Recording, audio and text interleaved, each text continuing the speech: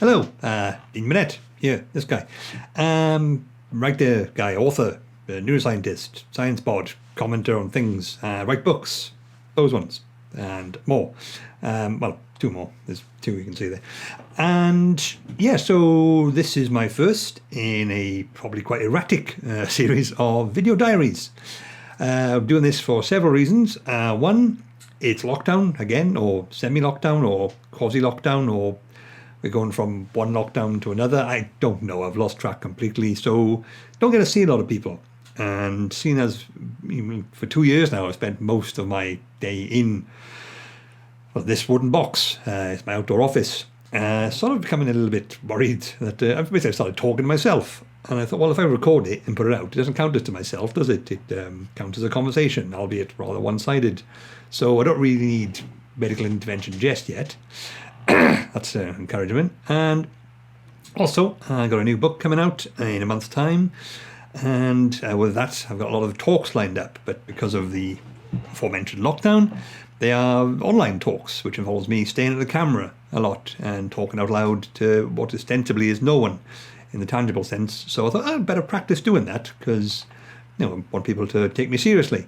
And if I'm bad at that, then they won't. Fair enough, I think. So I thought I'd do this to try and get me used to the whole format that we're all getting used to slowly now. So it's January 4th. I haven't had anything to drink this year yet. Probably will at some point, but probably not for January. Doing the dry January thing. Also, pardon me, trying to exercise more, get a bit healthier. Not because I have any particular, neuroses or concern about my appearance. I am, after all, a straight, white, coming towards middle age scientist man who's married with kids and stuff. So nobody cares what I look like. No one's ever cared, as far as I'm aware. And don't get me wrong, it's a very privileged position to be in. It's far more relaxing than the alternative. But, I've never really had much beyond general acceptable presentation as social norms dictate. And also, I'd rather not look too bad. If I had left the house and had 3 extra eyes and I was oozing green stuff, I'm sure people would look at me and say, are you all right, at the very least? Because obviously I wouldn't be. But no, I'm trying to just get in a bit better shape, largely because of the festive period we introduced my 8-year-old son to Spider-Man Into the Spider-Verse, one of the better superhero films, I think, perhaps one of the best, perhaps the best. I don't know, your mileage may vary. But I got I wear the jumper a lot, and recently walking out to the office to do some work, and he said, "Daddy, you look like Kingpin from Spider-Verse." And I wasn't doing that, but I thought I'd do that to emphasise. And I don't know what, as I like to think I'm not superficial, but that isn't a look I'm going for. So I thought, maybe I should try and become a bit more streamlined. I got the opportunity now. So, doing my exercise, already regretting it terribly, because it's painful and dull, but, we stick at it and stuff. But other things happened. I've been kind of vaguely related, thinking about looks and how I look and how people look a lot lately, because this image of Boris Johnson has been doing the rounds. So it's him in a lab, looking at a vial of, probably just saline, looking like a scientist, essentially, looking like he's doing science. I did a big Twitter thread about this, about my experiences and my concerns with this approach. I'll put a link to it in the description. And that is something I've just always been a bit bothered about, but it's becoming more common, I think, at the moment. You see, Ivanka Trump doing it lately because of the pandemic, because of the coronavirus and all the efforts to tackle it, which are good, obviously. But I think now, more than ever, that's perhaps a harmful thing, a potentially dangerous thing, because it's a shorthand. I know that. I know it's just like it's a shorthand where the media say, this is what science looks like. And I benefited from that, because I would argue I'm not the most credible scientist by any stretch of imagination. Certainly not the best one. I have tales about that, which I'll share later on if this keeps going as a thing. But, I look like one. I've always looked like a scientist. When I was 12, I looked sort of like this, slightly more hair, slightly. But, people just assumed I'm a scientist. Oh, he must be. Look at him. He's a scientist. And that's not good. I shouldn't be given instant credibility like that. I should earn it. I've tried to earn it. Still trying. But, that's that's how it should work.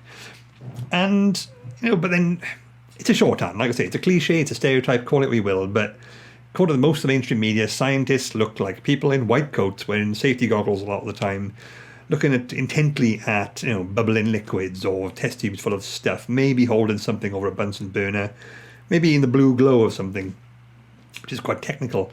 And it's not just scientists. Lots of people have this. Programmers. They're always saying they're always looking at the black screen with green text and it just typing away. That's how programming works, apparently, even though it clearly doesn't.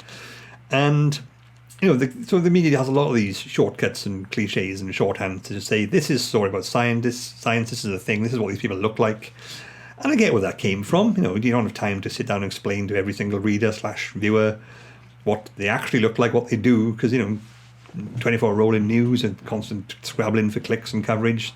There's no time for that. And I've worked for a media institution, I get that. But this idea that all you need to show a scientist is lab coat, staring at something technical, rubber gloves maybe, safety goggles, that's kind of been used for ill a lot lately. And the Boris Johnson example is what I'm thinking of, in that we know, based on his general behaviour, his previous actions, his decisions, his views, his temperament, his everything about him, that Boris Johnson does not care about science. Maybe he respects it a bit, but that doesn't let it affect his actions. And clearly there's no time for details, he's very short attention span. He is not a scientist. He has he's barely on a nodding acquaintance with reality itself a lot of the time, if it unless it serves his purposes. But then for the media to show this picture of him in a lab with a lab coat, that infers on him a sort of low-level credibility amongst people who don't really think in these terms, which are plenty of people, and nor should they. They have other things to do. They have their own lives to live. But so it just gives him this veneer of credibility that actual scientists have, or crave even. Maybe they don't get it that much. I don't. Apart from looking like this. But I don't. People don't look at me and think, oh, he's an expert in this, because, or maybe they do. I don't know. I don't talk to anyone about what they think of me, because that seems like a very unpleasant path to walk down.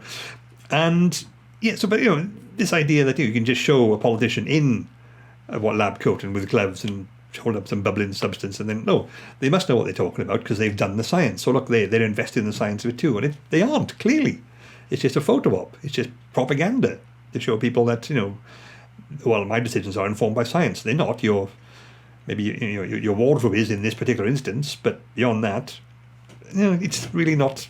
It's unhelpful, because we're at a time now where we need scientific credibility and scientific experts and deference to what people who know better about these things think. And instead we've got some scruffy-head buffoon in a lab coat trying to look serious. And I've been that guy, and nobody should have listened to me at the time. So when it's the actual Prime Minister doing it, that's worse, because people can and almost certainly will die as a result of this sort of surface level approach to scientific credibility rather than actually putting the work in. Don't know where I was going with that, but like I say, got nothing else to talk about, so I'm just talking out loud at you good people if you're listening to this, or at the camera if nobody is. Doesn't matter. I had my fun.